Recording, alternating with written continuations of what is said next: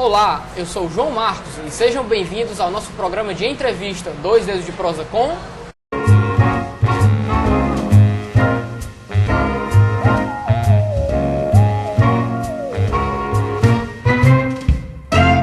E hoje estamos recebendo aqui o professor, músico e arte-educador Carlos Alberto Ferreira Júnior, mais conhecido como Carlinhos Perdigão. E aí, Perdigão? Beleza? E aí, Marcos? Beleza? Beleza? Tranquilo, meu irmão? Tranquilo demais. Bom estar aqui com vocês. É isso aí, mano. Perdigão, tu além de músico, escritor e professor, como é que é o Perdigão nas horas vagas? Assim, como é que tu se define? Assim? Eu me defino como um pesquisador, né? Nas horas vagas, inclusive, sabe? Eu tenho uma conexão forte com diversas linguagens, né? E se eu me perguntar o seguinte, Perdigão, nas horas vagas você faz o quê? Leio, toco, amo, né? Eu gosto de fazer muita coisa, sabe? E nessas áreas de conhecimento, eu me sinto muito à vontade. Então, muitas vezes já me perguntaram, inclusive, o que você é na real, Perdigão. Eu costumo dizer que sou um arte-educador, um músico, professor, né? E gosto daquilo que faço e acho que faço bem feito, né? Então daí a gente tem diversas interferências aqui na arte da educação no Ceará e até em outros estados do Brasil também. Perdigão, assim, com o teu livro, do que se trata o teu livro? O que tu quis trazer com esse livro, né, que tu escreveu? Olha, o meu livro, ele se chama Fragmentos, né, Poemas e Ensaios, foi lançado em 2011 e o que eu quis trazer? Vida, né? Eu quis trazer fundamentalmente essa perspectiva de valorizar as minhas atividades em torno da arte da educação aqui, né? Bom, eu escrevo poesias desde que sou adolescente, né? Hoje eu estou com 50 anos, quase 51 anos, né? Então, na verdade, o meu livro representa exatamente isso, sabe? Essa coisa da importância do viver, né? Da vontade da gente realmente produzir coisas, né? A tentativa da gente deixar um legado aqui, sabe, João Marcos? Né? Um legado em torno dessa coisa da educação, do conhecimento. Né?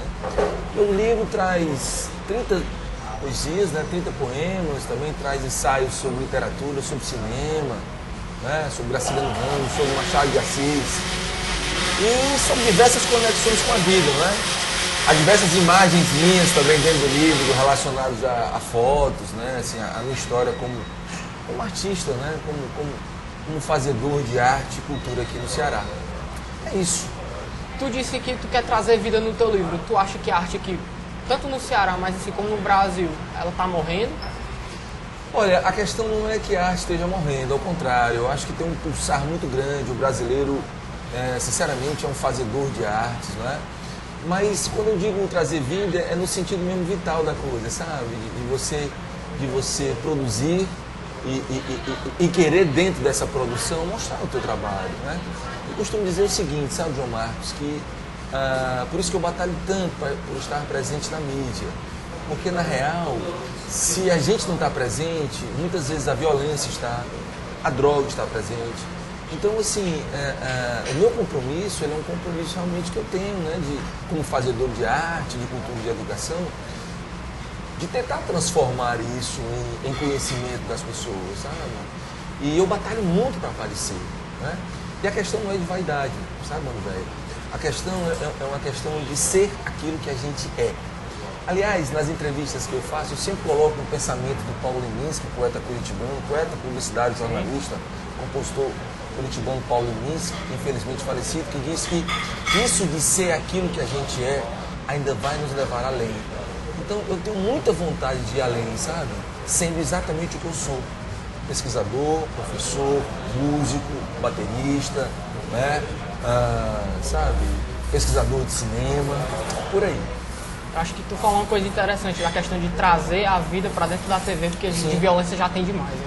Nós precisamos, realmente nós precisamos demais. Né? E quando eu falo vida, eu falo sobre música, eu falo sobre poesia, sobre literatura, sobre cinema, sobre cores.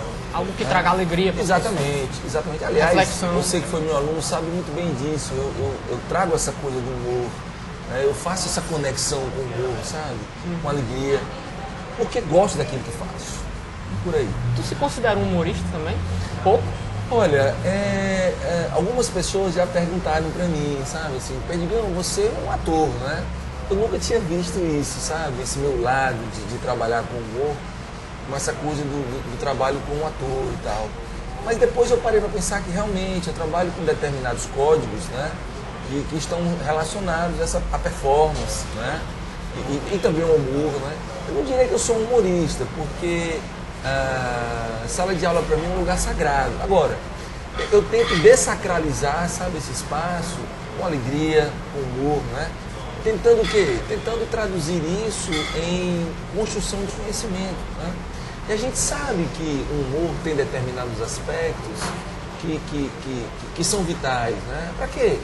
Não é a questão do riso largo somente, né? Não é essa a questão. A questão não é ser engraçadinho. A questão é uma estratégia didática de tornar a aula mais criativa, inteligente e, por que não dizer, também mais sensível. É por aí, rapaz.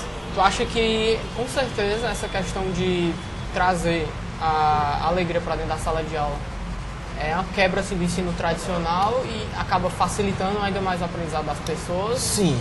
Isso é consequência da tua paixão? Eu creio sinceramente que o fato de eu trabalhar com determinados códigos, né, ligados ao humor, ligados à arte, faz com que as minhas aulas elas se tornem mais concorridas. Né? Eu estou na Faculdade Cearense já há 9 anos e uma instituição que eu respeito e admiro, gosto muito de trabalhar na Faculdade Cearense. E de vez em quando eu tenho alunos da Unifor, tenho alunos da UES, alunos da UFC, né, da FIC, né, que vão atrás de assistir aula comigo, exatamente porque as pessoas já me reconhecem como um professor que traz essa coisa do humor, sabe? Né? Sim, traz cores à aula e tal. E é uma estratégia didática mesmo, né? Agora, a alegria pela alegria, eu não acredito, né? Eu acredito sim um compromisso que a gente tem em construir conhecimento de uma forma equilibrada e com bom humor. Bora tomar um golinho? Vamos tomar 3 goles. Na hora, na hora.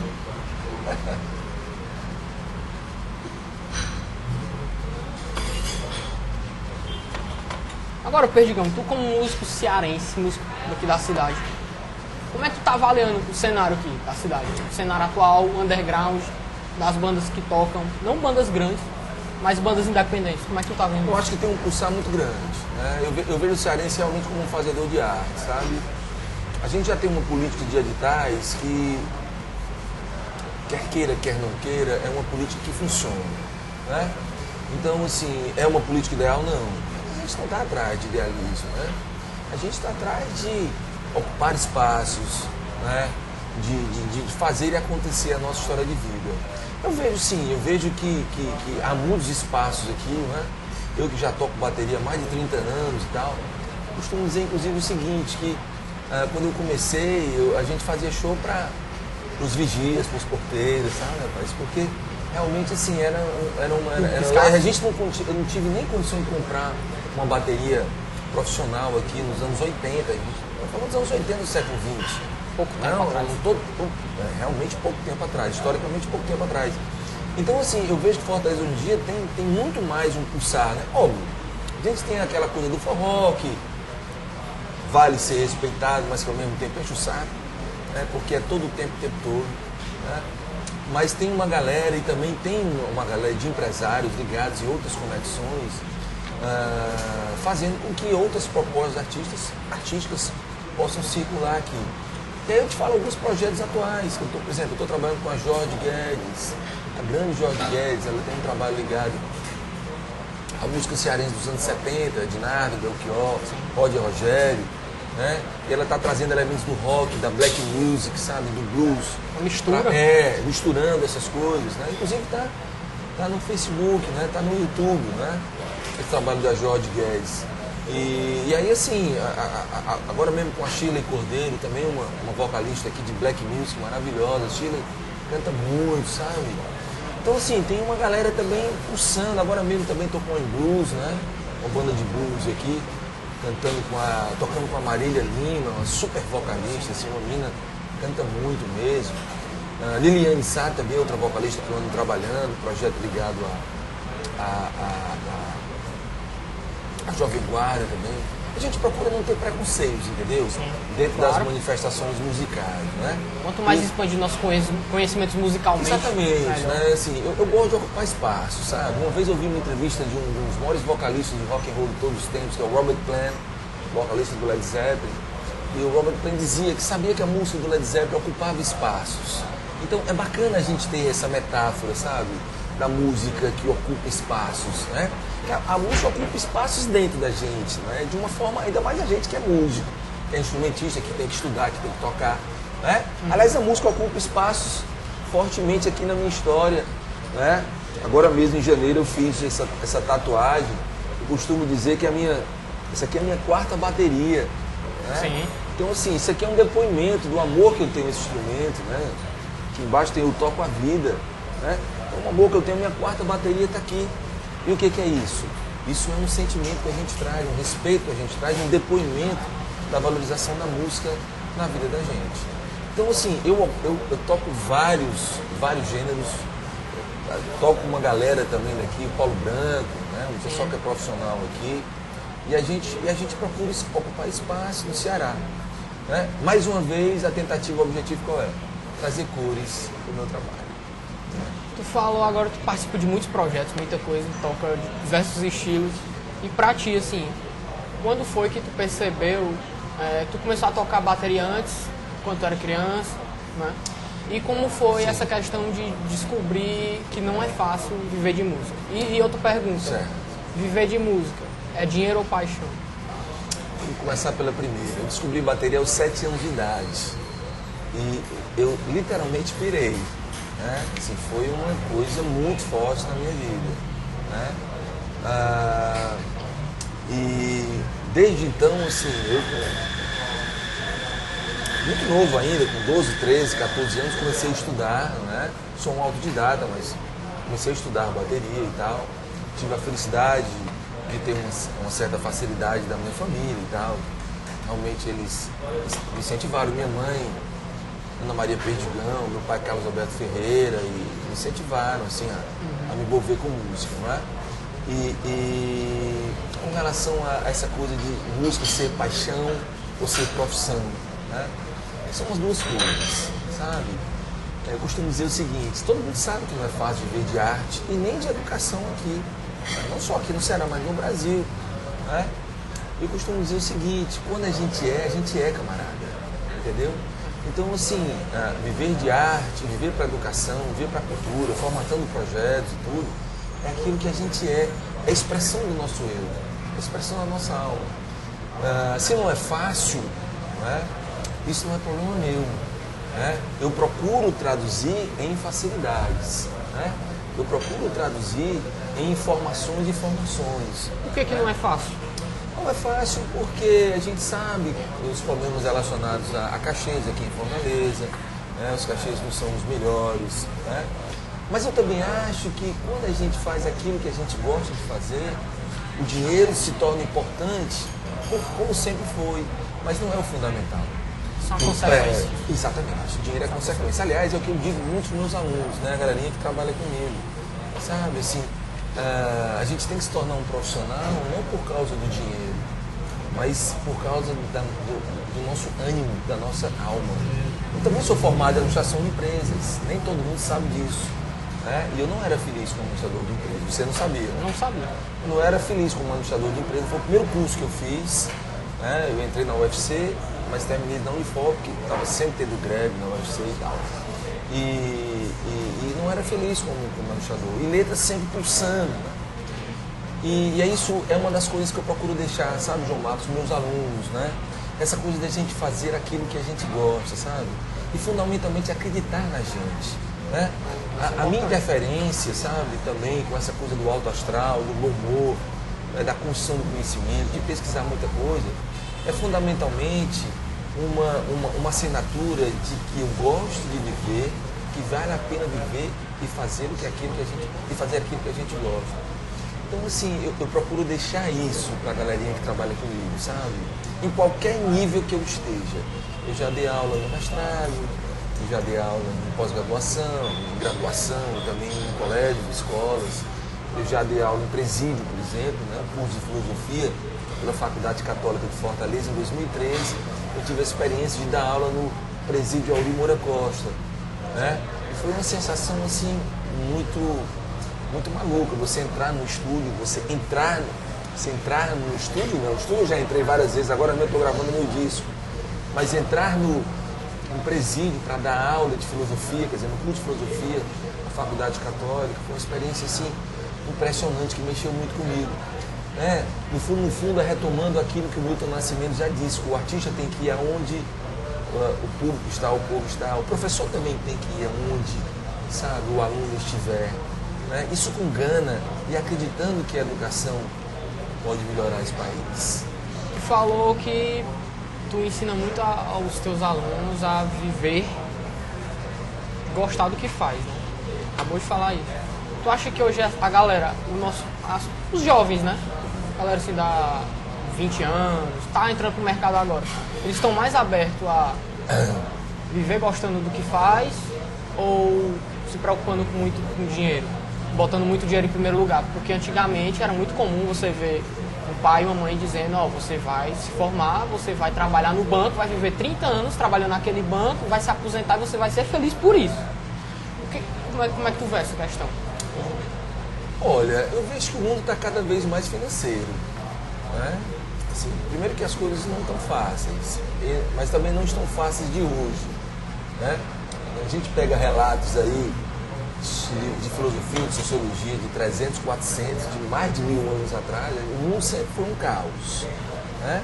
Só que os caos são contextualizados. Né? Mas eu vejo que o jovem de hoje está mais preocupado em ganhar dinheiro. Né? Até porque,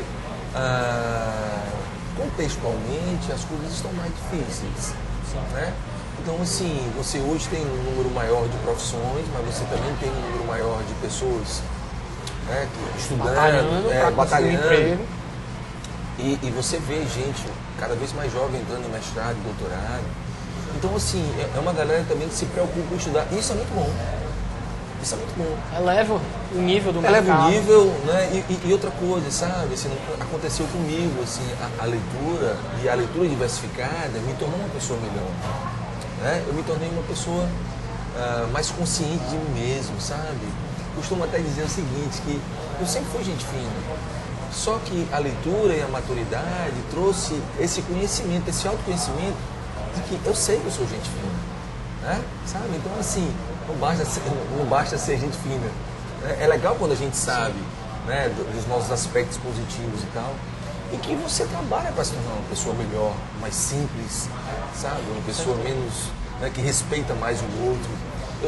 Eu procuro ser uma pessoa do diálogo, sabe? Até porque trabalho com filosofia da linguagem, nessa perspectiva a dialética está muito presente na minha postura como professor de língua portuguesa e de arte e também com arte e educação. Voltando para a música agora, uma pergunta aí que pergunta que não quer calar. Assim, meio que virou uma frase assim que você vê direto no Facebook, vários artistas falam do ramo. O rock morreu? Cara, o rock nunca morreu. Ou é metamorfose ambulante? Não, metamorfose ambulante total. O rock nunca morreu. Eu acho que inclusive alguns artistas nacionais, que até o Lobão tem essa coisa do rock and roll. O rock and roll, então, disso dele dos anos 80, né? O rock até pode ter errado. O roqueiro, inclusive, pode até ter errado, mas o rock and roll não é verdade. O rock não vai morrer nunca, cara, porque é uma manifestação, inclusive popular. Óbvio, tem um mainstream? Tem. Né? Tem um underground? Tem um underground também? Tem. Mas o rock é como se estivesse na veia das pessoas. Né? E essa coisa de ser uma metamorfose ambulante, isso já foi descoberto até pela mídia. Né? Até pelo esquema, pelo grande esquema, né? Que sabe que o rock and roll vende. Né? Assim, eu curto rock desde os anos 70. Então eu venho de uma época mais romântica em termos de rock and roll, entendeu? Hoje em dia tem muito pastiche, mas tem uma galera fazendo rock ainda, remetendo inclusive aos 70, aos 60, né? Mas se você me perguntar, perderia um quarto onda? É rock and roll dos anos 70, 60, né? Led Zeppelin, a Pink Floyd, a Finlise, a Yes. Escuta uma galera atual? Sim. Black Sabbathzinho? Black Sabbath, Jimi Hendrix, quer dizer, Black Sabbath ainda é atual, né? É. Mas o próprio Hendrix, o Janis Joplin, eu bebo muito na fonte dos anos 60, sabe? E gosto do Faith No More, é uma banda atual, quer dizer, apesar de já ter 20 anos de estrada. Sim. Mas é isso, assim, o rock and roll não vai morrer nunca, cara. E que bom. E que bom que é uma metamorfose ambulante, porque não fica nessa mesmice, sabe, cara? João Marcos, eu me preocupo muito com uma coisa, sabe? E não ser medíocre. Né? Tu acha que os Sabe? coxinhas de hoje em dia que fica dizendo que o rock morreu atrapalha ou só dá mais ibope? Eu acho que cada um na sua. Assim, os coxinhas, eles também têm direito a dizer o que quiserem. Né? Isso é verdade. Também, né? Tanto é que tem voz. Né? Eles também têm direito a dizer aquilo que quiserem. O espaço é de todo mundo. Mas assim, na real, sabe? Importa o rock and roll, importa a arte, aquilo que você quer fazer. Entendeu? Então deixa os caras dizerem. Se tem gente que acha que sim, se tem gente que acha que não, eu não me preocupo com isso. Né? Cara, Continuo curtindo meu som. curtindo meu som, fazendo aquilo que gosto, né? Ocupando espaços como eu batalho para ocupar, né? E respeitando, sabe, o espaço alheio, eu acho que está de boa. Agora, fundamentalmente, aquilo que eu estava falando, assim, eu sinceramente, eu dou um chute, ou 1000 chutes, na mediocridade, sabe? Eu não gosto da mediocridade, sabe? Eu acho que vale a pena a gente pensar em algo com uma perspectiva mais crítica, mais reflexiva, mais aprofundada. Tanto que quando me perguntam, o que você é? Pesquisador, músico, professor, o que você é? Eu digo, cara, eu sou tudo isso.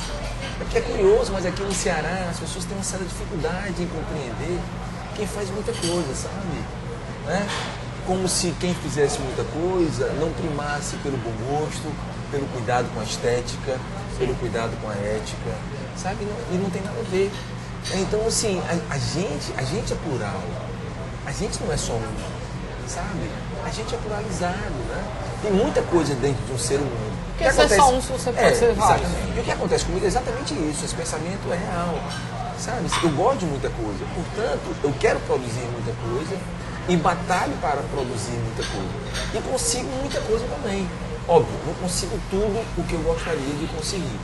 Mas eu consigo ocupar muitos espaços. Eu acho que esse aqui mesmo. Então, eu acredito em projetos que eduquem, entretenham, politizem e, portanto, construam conhecimento e dando um chute na mediocridade, cara. Né? Por aí. E encontra espaço, sabe? O básico e o bacana da história, para quem está nos assistindo agora, é exatamente isso. É que eu encontro espaços legais e pessoas que acreditam na gente. Né? Como você, como o pessoal da sua turma, né? Como as pessoas que me dão generosos espaços na mídia aqui, nas mídias aqui de Fortaleza. Por aí. Bora tomar outro? Igualinho? Vamos tomar vários, cara. Aura. Quanto tiver dinheiro. É isso aí. Você como vários, como é que tu se administra? O caos. Porque tu é músico, professor, escritor. Eu me administro no caos. Eu me dou muito bem com o caos criativo. A minha vida é um caos. Como é esse caos? Rapaz, cara, é só conhecendo o meu apartamento, tá? Conhecendo o lugar que eu produzo, assim. No meu escritório, diversos livros. Eu conheço um compartimento da tua casa que eu sei que é cheio de jornal. Fotos, jornais, né? Quadrado. Eu procuro fazer da minha casa a minha cara, entendeu? Mas é a questão do caos, cara. Sabe, assim, de manhã eu tô tocando, estudando bateria, depois eu vou revisar texto, eu trabalho com um revisor de texto da escola Creche Casa da Tia Léa também. Já estou há 2 anos revisor de texto de lá, né? Depois eu parto para as coisas da FAC, ou então é o contrário, né? E ao mesmo tempo procuro vender meus projetos, assim. É um caos, cara. Minha vida é um caos e eu acho ótimo que seja um caos, sabe? Acho ótimo. Te mantém no limite. Não, me mantém no limite de correr atrás, né? Eu tô aqui, eu tô formatando um projeto, recebo uma ligação de alguém, me pede para uma entrevista, como aqui está acontecendo agora. Depois, assim, é tudo ao mesmo tempo agora, né? Eu acho isso ótimo. Já houve gente que diz, não, tu devia se organizar, cara. Talvez você trabalhasse muito mais, mas aí não seria eu, né? Já faz assim, uma parte, já faz parte do ti, meu né? processo criativo, do meu processo como professor, como educador, como músico. Inclusive o meu disco, isso eu vou dizer em primeiro. Eu vou dizer o meu disco, eu vou dizer é a primeira vez que eu vou dizer, é um furo aqui. Não sei se é um furo, um furão ou um furinho. Mas o meu disco. Furão, um furão, né? Furão. É um furão bem grande. Mas o meu disco vai se chamar exatamente Metaformose. Né? Não é metamorfose. Né? É a questão da metaformose. Por que metaformose? Né? É a coisa da meta que está em forma, né? Da meta formosa, da meta bonita. Sabe, a meta de gravar um disco, de deixar registrado as composições, né? Eu tenho diversos poemas e tal, e diversos parceiros como Moisés Veloso, como Marcelo Justa, Cleison Matza, e essas pessoas a gente está trabalhando, eu já estou trabalhando no meu disco, né? Fazendo com que essas músicas elas sejam publicadas no meu disco, eu vou assinar meu disco com o nome de Metaformose, né? Essa palavra, eu tenho uma conexão muito forte, João Marcos, com a palavra. Né? Se você for lá no meu Facebook, Carlinhos Perdigão, para quem quiser ver, tá lá uma foto, né? Eu aqui de costas, assim, sabe? A câmera aqui e a palavra. Depois você pode colocar isso, né? A palavra escrita, sabe? E eu tecendo luz, né? Eu tenho uma conexão forte com a palavra. A palavra, ela me completa, né? E essa palavra metamorfose, ela me perseguiu durante algum tempo, né? E em poesias, em textos jornalísticos, né? E eu ficava impressionado, como de vez em quando eu me batia com essa palavra. Ia na casa de uma amiga minha, Renata Holanda, tava lá, sabe, um cartãozinho dela, escrito a palavra metamorfose, né? Até que eu cheguei um belo dia lendo... Ela não queria sair da tua cabeça, né?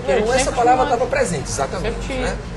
Até um dia que eu li essa palavra numa poesia do Paulo Leminski, poeta curitibano que eu respeito muito, e a palavra estava exatamente metaformose, sabe, com essa mistura de letras.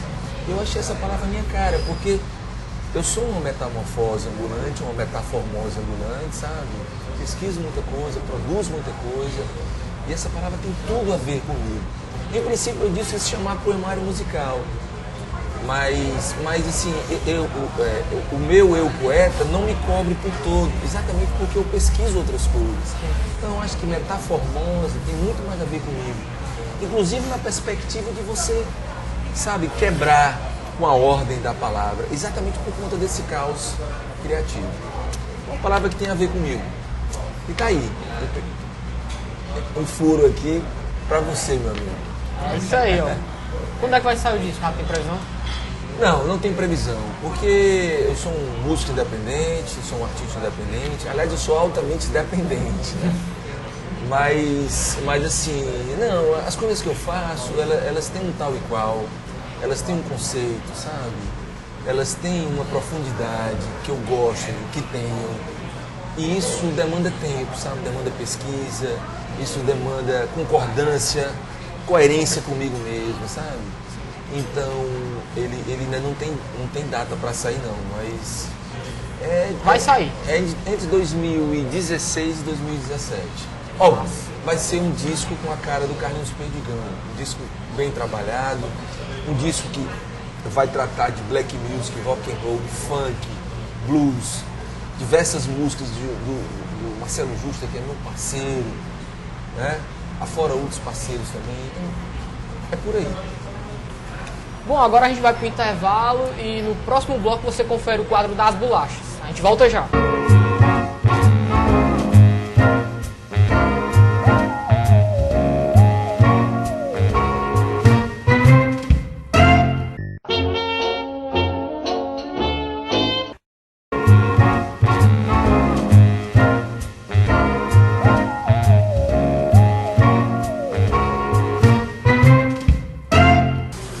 Voltamos com o 2 dedos de prosa e agora nós vamos para o quadro das bolachas, que consiste em...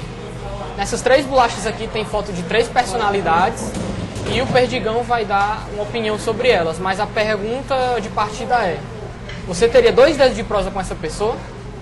E aí, Perdigão, preparado? Sim, vamos que vamos, Pode ser polêmico. Não faz mal não tenho medo de polêmica. Tem não? Eu tô aberto ao mundo também, então vamos lá. Então vamos lá, a primeira bolacha é Cid Gomes.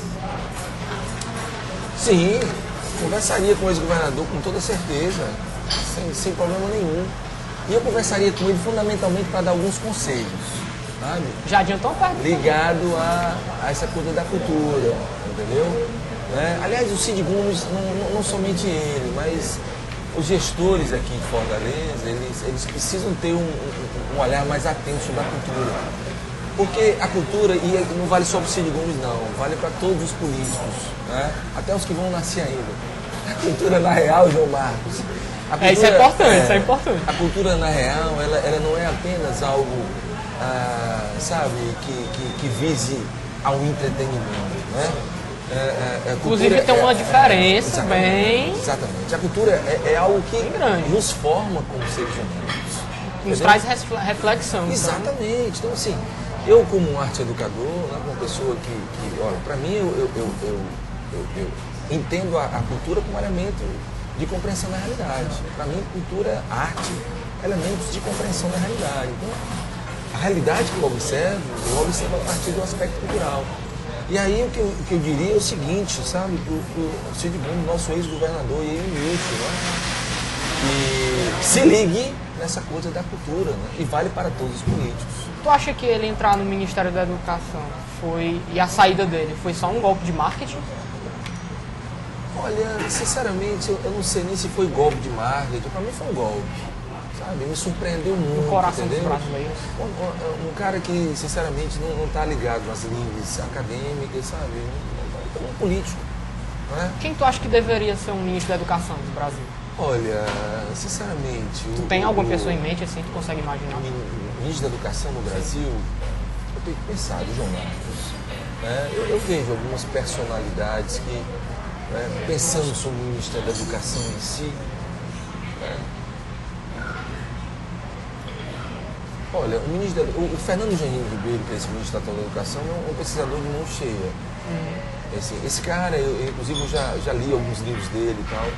Eu acho que o Ministério está em boas mãos. Agora, eu também vejo o seguinte, que a pessoa ser competente e ter um envolvimento com a área, mas ao mesmo tempo não haver dinheiro, né, não haver, sabe, políticas públicas, né, e políticas públicas que transcendam o aspecto do governo, políticas públicas de Estado.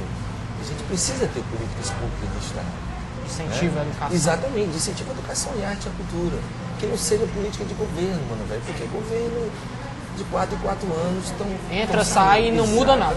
Exatamente. E não muda nada. Então, esse cara, né, é aquela a velha perspectiva minha. Não adianta idealizar. Quem seria o ideal? O ideal não existe. Né? O mundo, ele é problematizável. E como o mundo é problematizável, sabe, a gente está dentro de um grande problema. Ou de grandes soluções também. Né? Compete a quem quer crescer e fazer acontecer coisas humanas, politicamente corretas, coisas que valorizem a população de uma forma em geral, inclusive as classes que não são favorecidas, compete a essas pessoas tentar fazer diferente. E aí sim, tem um filósofo atual, o Zizek. O Zizek fala sobre a formação de um novo homem. Sabe? Aqui e ali eu trago isso nas minhas entrevistas, né? Em que sentido? A formação de um novo homem, não é uma perspectiva que não é a perspectiva adâmica, aquele primeiro homem, mas um homem que, mesmo tendo um mundo cheio de problemas, um homem que busque soluções, um homem que seja um homem ou um ser humano do diálogo, que valorize o próximo. Né? Isso aí, essa fundação dessa nova pessoa só vai surgir a partir sabe, do terceiro mundo, sabe, de uma sociedade civil organizada, né? A partir dos negros, dos homossexuais, né? E pessoas que têm conexões e querem fazer um mundo diferente desse que está aí. Até porque esse mundo que está aí, cara, já exauriu, né? Politicamente, essa coisa desse capitalismo e tal. É sempre mais do mesmo. É sempre mais do mesmo, exatamente. Então, a gente precisa pensar numa nova pessoa, sabe? E esse é o meu papel como arte educador, como professor, músico, pesquisador, né? É pensar em uma nova pessoa, pensar em um novo mundo. É por aí. Tu morou na Espanha, né? Sim. que tu viu lá, as características assim, em questão do ensino da educação, tu conseguiria trazer duas vantagens que tu viu lá no ensino e trazer para cá pro Brasil? Tu acha que se encaixaria bem? Eu fiquei numa região da Espanha muito parecida com o Ceará, uma região agrária, que foi no nordeste e noroeste da Espanha, que foi a região da Galícia, né? Uma região que tem a força, não é, da força da fé, né? Da fé católica, inclusive, é muito forte nessa região da Galícia. A gente tem essa coisa do caminho de São Tiago e tal. Né? E o que eu vi na Galícia se parece muito com o Ceará, sabe? Um povo bacana, um povo bonito, um povo que tenta realmente assim, fazer a própria história. Assim, o cearense é um povo fazedor, não é só de arte, né? Mas é um povo que constrói muita coisa. Né? Essa é uma das características bacanas do cearense. Eu sou cearense aqui de Fortaleza. Né? Então, isso foi uma coisa legal que eu vi comparando, sabe, o interior da Espanha com o interior do Ceará. A gente tem uma cultura muito forte aqui, mas forte demais, na região do Cariri, né? O interior como um todo, né? Culturas muito fortes, né? Lá na Espanha também eu pude perceber isso, principalmente nessa região da Galícia, né? O nordeste e noroeste da Espanha. E isso me impressionou muito, né? Agora, o que me impressionou lá, eu fui para estudar, né? Eu fui para estudar literatura lá na Universidade de Santiago de Compostela, universidade fundada em 1492, né? Na América estava sendo descoberta essa universidade, que tem um conceito lá na Europa, Comunidade Econômica Europeia. Essa universidade estava sendo fundada. E o que eu pude perceber lá é a profunda conexão que eles têm, de uma forma geral, com a coisa da leitura, do estudo. Né? Então me impressionava, eu também acho que eu nunca disse isso, mas me impressionava a biblioteca da Faculdade de Filologia, onde eu fiquei. Mais de 100 mil livros, mais de 100 mil livros, entendeu? Livros do mundo inteiro. Então eu estava lá e eu fui para estudar, nem tocar bateria na época que eu toquei, então eu brincava de ler. Já tinha lá, a biblioteca eram 3 andares, né?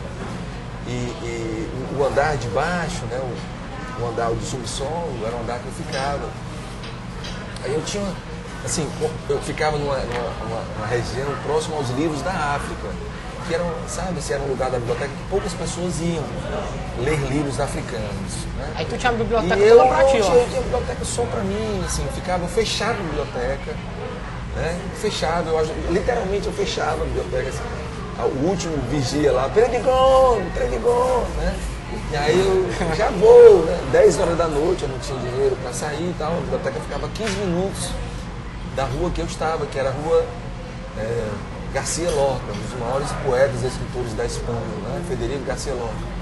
E eu ia a pé e voltava a pé e tal, então eu brincava de ler, eu brincava de estudar. É sério que eu digo, sabe o que eu estou dizendo? Livros do mundo inteiro, inclusive livros aqui lançados pelo UFC, há 2, 3 meses atrás, contextualizando com a época, que foi 2004, né? Passei 8 meses lá. E aí era um negócio impressionante, rapaz, porque era muita leitura e era leitura o dia todo, sabe? Então eu lia muita coisa. Ia muito além, inclusive, das disciplinas que eu tinha na época. Por quê? Porque sou apaixonado pela leitura. Né? E eu acho que isso aí é que me ajuda a traduzir o meu fazer didático, sabe? Ajuda a me compreender mais seguro nas coisas que eu faço, sabe? Assim, eu já estou há 16 anos em sala de aula, por aí. Vamos para a segunda? Vamos.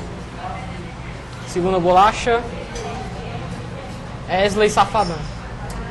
Tá falando dele Se aí? eu conversaria com ele, sabe? Sim. Eu acho que ele daria um bom prefeito, porque saiu, né? Aí que ele estava interessado. Não, eu acho assim que essa pergunta, ela procede, né? Realmente eu li na mídia.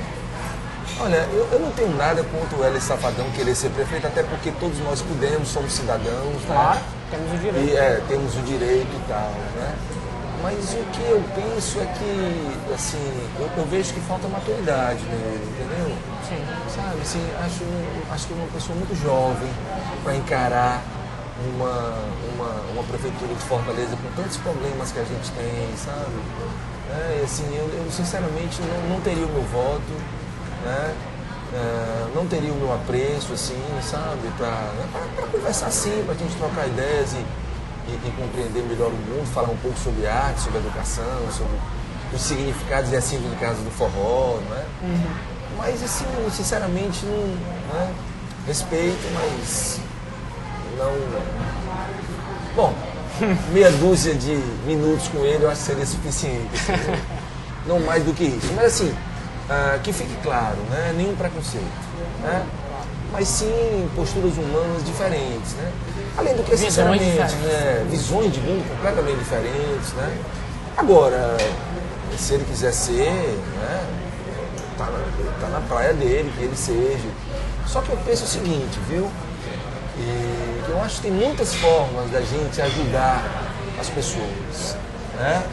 E uma delas é ser político, óbvio, né? Mas para ser político você não precisa nem estar filiado a nenhum partido. Eu, por exemplo, sou filiado a partido nenhum, né? E sei que o meu trabalho como arte educador, como professor, como músico pescador, é um trabalho político, né? Porque política, acima de tudo, é conscientização social. A filosofia clássica já diz isso, né? Deixa muito claro. O ser humano é um ser político. E a gente é político sempre. Até Paulo Freire dizia muito isso, né? Até quem é neutro termina fazendo um trabalho político, né? Essa que é a verdade. Essa que é a verdade. Essa que é a verdade. Vamos para a última bolacha aqui? Vamos para a última bolacha, com certeza. Terceira bolacha. Jair Bolsonaro. Polêmico, né? Pouco polêmico, né? Polêmico demais, né?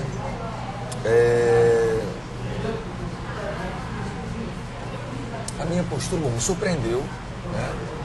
Por vocês. E aqui a surpresa é bacana, né? Eu acho que, eu entendo que a gente precisa sair da mesmice, né? E falar alguma coisa sobre o Jair Bolsonaro é sair dessa mesmice. Até porque é um político brasileiro, não é? E que tem posturas radicais frente a algumas coisas relacionadas à vida. Você me pergunta, Perdigão, você falaria com ele? Sinceramente, sim. Né? Nós, seres humanos, a gente tem todo o direito de ser aquilo que a gente é e de pensar sobre as coisas. Né?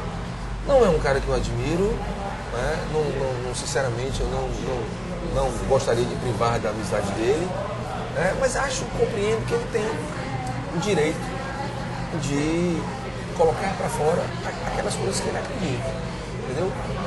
Um possível bate-papo com ele, obviamente que eu iria questionar, né? Porque o espaço é democrático, viu? Então a gente tá longe dessa questão do romantismo da vida, ou achar que somente somente nós é que somos donos da verdade. Primeiro que Karl Marx já deixa muito claro isso, né? Karl Marx dizia que a verdade não existe. Cada um tem a sua verdade. Cada um tem a sua verdade. Né? A verdade é cada um tentando cumprir aqueles objetivos. Né? Agora, eu discordo completamente das posições do Jair Bolsonaro. Né? Eu não acredito que, inclusive, eu penso que não serve nem para edificar debates mais proveitosos. Né? Penso que há outras coisas que são mais importantes para a gente pensar. Né? Uma das coisas, por exemplo, e que eu acho que a mídia... Tu acha que a mídia dá muita atenção a esse tipo de... Eu acho que sim. Eu acho que a mídia dá muita atenção. Mas também acho coerente. Agora, eu acho positivo? Eu acho a mídia dá atenção, se é positivo...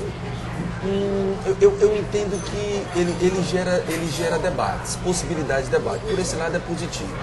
Por outro lado, eu vejo mais como...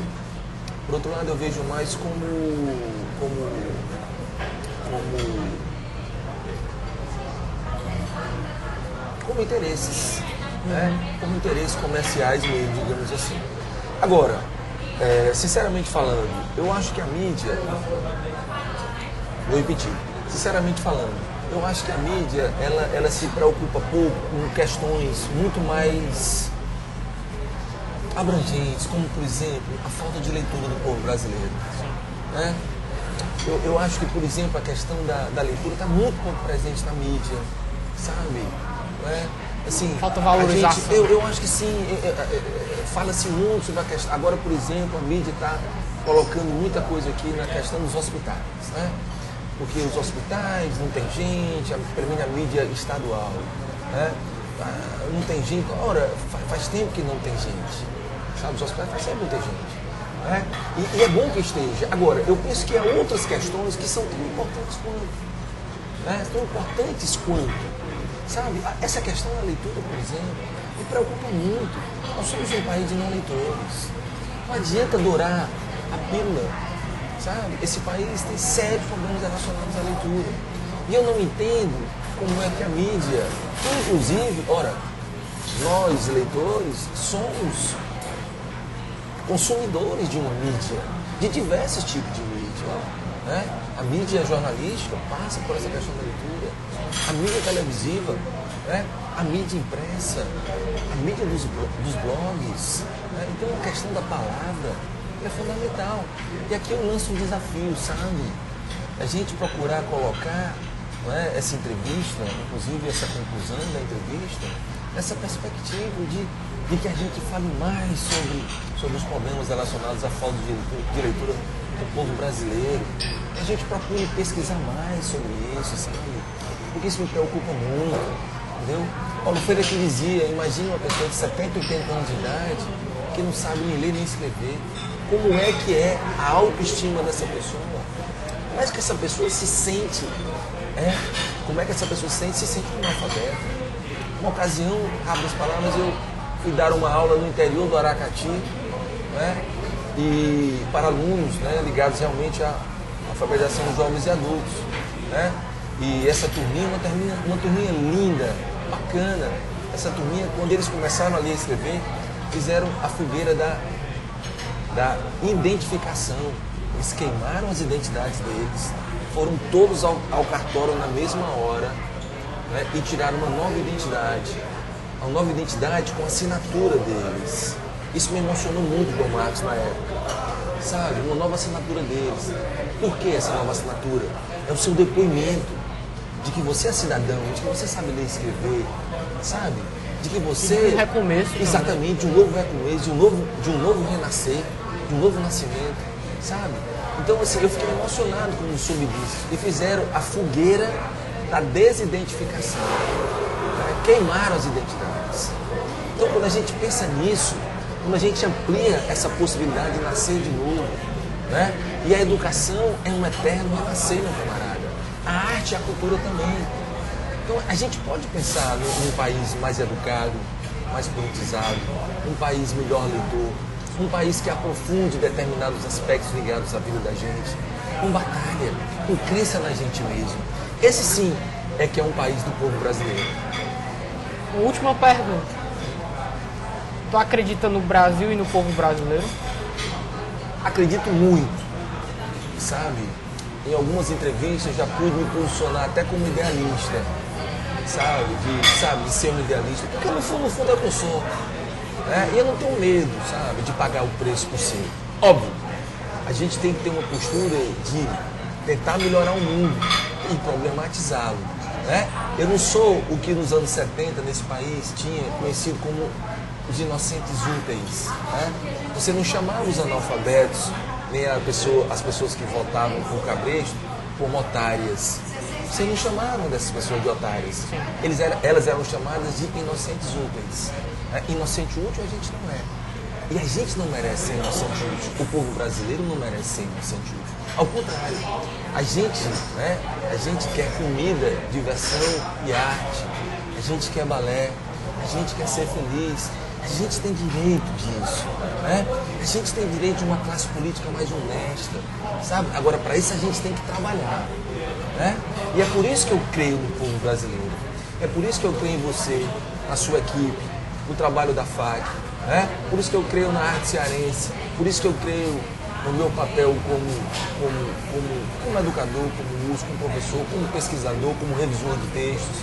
Por isso que eu acredito em Marcos Bairro. Por isso que eu acredito em Paulo Freire. Né? Por isso que eu acredito nas pessoas que eu acredito. Por aí, meu amigo. Bom, nosso 2 dedos de prosa chega ao fim. Obrigado, Perdigão. Obrigado. pela presença mais Só uma quero vez. dizer que não foram 2 deles, foram milhares de deles. Muito obrigado e até a próxima. Até a próxima. Valeu.